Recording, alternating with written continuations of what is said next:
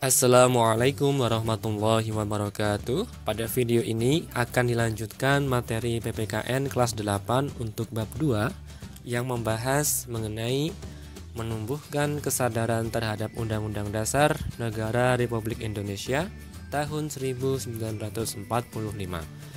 Ini adalah video kedua. Sebelumnya sudah kita bahas mengenai makna dan kedudukan dari pembukaan Undang-Undang Dasar 1945. Untuk pertemuan ini akan dibahas tentang kedudukan dan fungsi Undang-Undang Dasar Negara Republik Indonesia tahun 1945.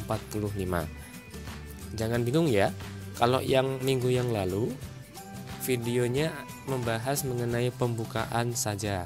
Jadi kedudukan, pembukaan Undang-Undang Dasar, kemudian hubungannya dengan proklamasi, makna setiap alinea dari pembukaan. Nah, untuk video kali ini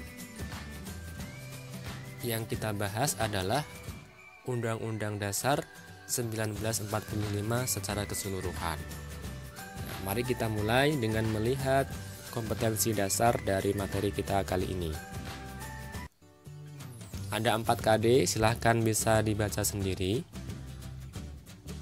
Indikator pencapaian kompetensi setelah kalian melaksanakan pembelajaran kita pada kali ini diharapkan bisa mengidentifikasi kedudukan dan fungsi Undang-Undang Dasar 1945. Itulah KD dan indikator pencapaian kompetensi. Mari kita mulai dari materi pertama, kedudukan dan fungsi Undang-Undang Dasar 1945.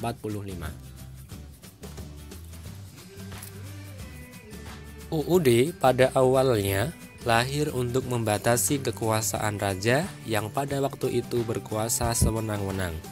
UUD diperlukan untuk mengatur hak dan kewajiban penguasa untuk memerintah, serta hak dan kewajiban rakyat yang diperintah.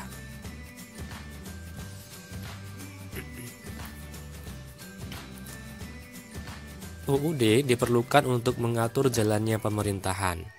Jika suatu negara tidak memiliki UUD, dapat dipastikan akan terjadi penindasan terhadap hak asasi manusia.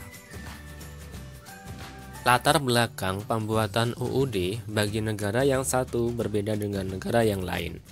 Hal ini dapat disebabkan karena beberapa hal, antara lain sejarah yang dialami oleh bangsa yang bersangkutan, cara memperoleh kemerdekaan bangsanya, situasi dan kondisi pada saat menjelang kemerdekaan bangsanya, dan lain sebagainya. Sehingga bisa dipastikan setiap negara pasti punya UUD. Motivasi adanya UUD 1945. Motivasi adanya Undang-Undang Dasar 1945 adalah adanya kehendak para pembentuk negara kesatuan Republik Indonesia sesaat setelah proklamasi kemerdekaan Republik Indonesia, tepatnya pada tanggal 18 Agustus 1945.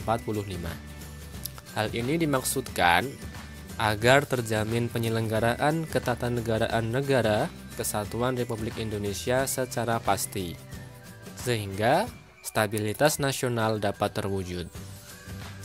Terwujudnya ketatanegaraan yang pasti dan stabilitas nasional memberikan makna bahwa sistem politik tertentu dapat dipertahankan, yaitu sistem politik menurut UUD 1945. Lantas bagaimana kedudukan Undang-Undang Dasar 1945? Kalian mungkin pernah mendengar kata konstitusi. Mahkamah Konstitusi juga pernah dengar ya. Sebenarnya apa itu konstitusi? Konstitusi menurut beberapa ahli memiliki arti yang lebih luas daripada Undang-Undang Dasar atau UUD. UUD hanya sebagian dari konstitusi, yaitu konstitusi tertulis. Negara Kesatuan Republik Indonesia sangatlah beruntung karena sejak tanggal 18 Agustus 1945 sudah memiliki Undang-Undang Dasar 1945 sebagai hukum dasar tertulis yang digunakan untuk mengatur jalannya pemerintahan negara. UUD 1945 merupakan norma hukum tertinggi dalam sistem ketatanegaraan Republik Indonesia yang dijadikan dasar untuk penyusunan peraturan perundang-undangan. Kedudukan Undang-Undang Dasar. Sebagai hukum dasar, UUD 1945 berkedudukan sebagai sumber hukum dan merupakan hukum dasar yang menempati kedudukan tertinggi. Dalam kedudukannya sebagai sumber hukum yang tertinggi, setiap peraturan perundang-undangan di bawah UUD 1945 harus berlandaskan dan bersumberkan pada UUD 1945. Sebagai hukum dasar tertinggi, segala peraturan perundangan di bawah UUD 1945 tidak boleh bertentangan dengan UUD 1945. Sehingga kedudukannya sangat jelas, karena UUD 1945 ini sebagai hukum dasar, maka aturan-aturan yang lain yang ada di Indonesia tidak boleh bertentangan dengan isi dari UUD 1945 ini. Jadi, kalau di Indonesia itu peraturan perundang-undangannya memiliki derajat, ya. Yang paling tinggi adalah Undang-Undang Dasar 1945. Nah, ini menjadi dasar, menjadi sumber hukum bagi peraturan di bawahnya. Mulai dari TAP MPR, undang-undang, peraturan pengganti undang-undang, peraturan pemerintah, peraturan presiden, hingga nanti sampai paling bawah itu harus sesuai dengan Undang-Undang Dasar 1945. Kemudian fungsi UUD 1945. Dalam kedudukan yang demikian itu, ya, kedudukan tadi ya, Undang-Undang Dasar 1945 sebagai sumber hukum tertinggi, UUD 1945 memiliki fungsi sebagai berikut. Yang pertama, fungsi alat kontrol.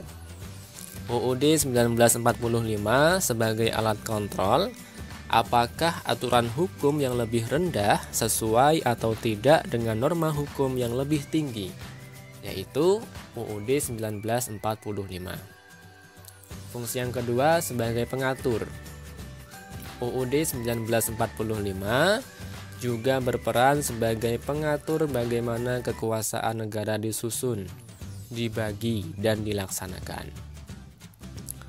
Yang terakhir sebagai penentu, Undang-Undang Dasar 1945 juga berfungsi sebagai penentu hak dan kewajiban negara, aparat negara, dan warga negara. Itulah fungsi UUD 1945.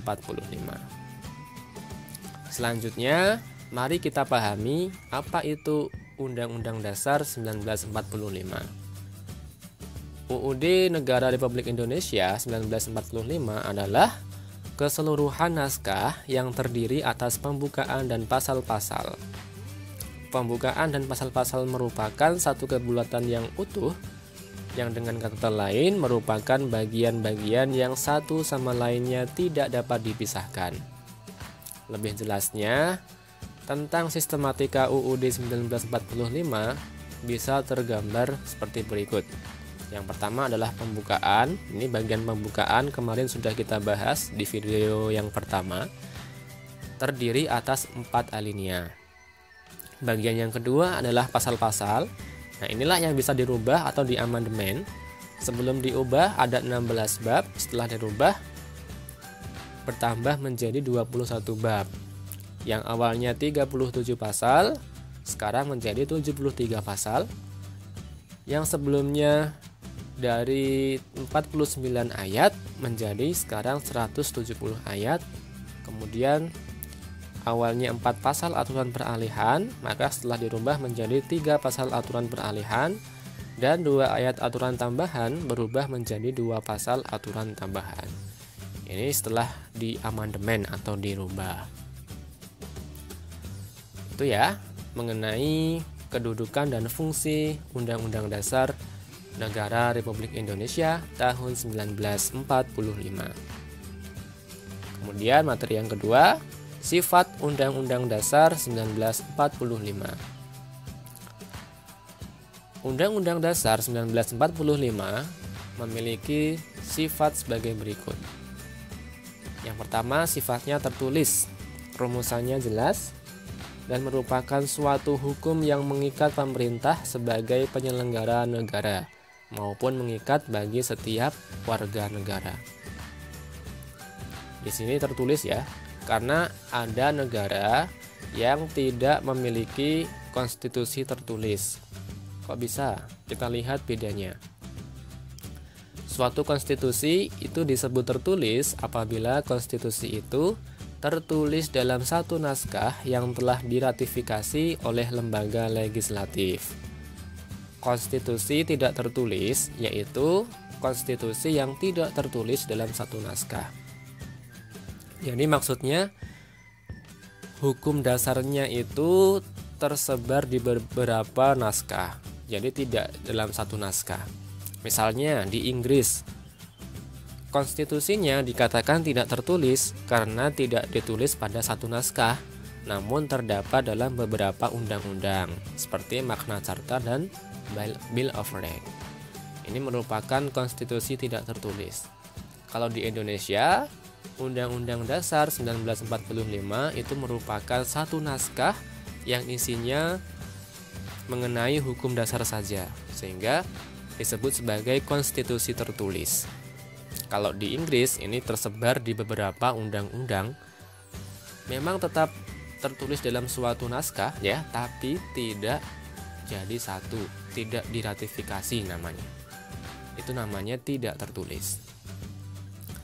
Nah, kalau Undang-Undang Dasar 1945 ini sifatnya tertulis.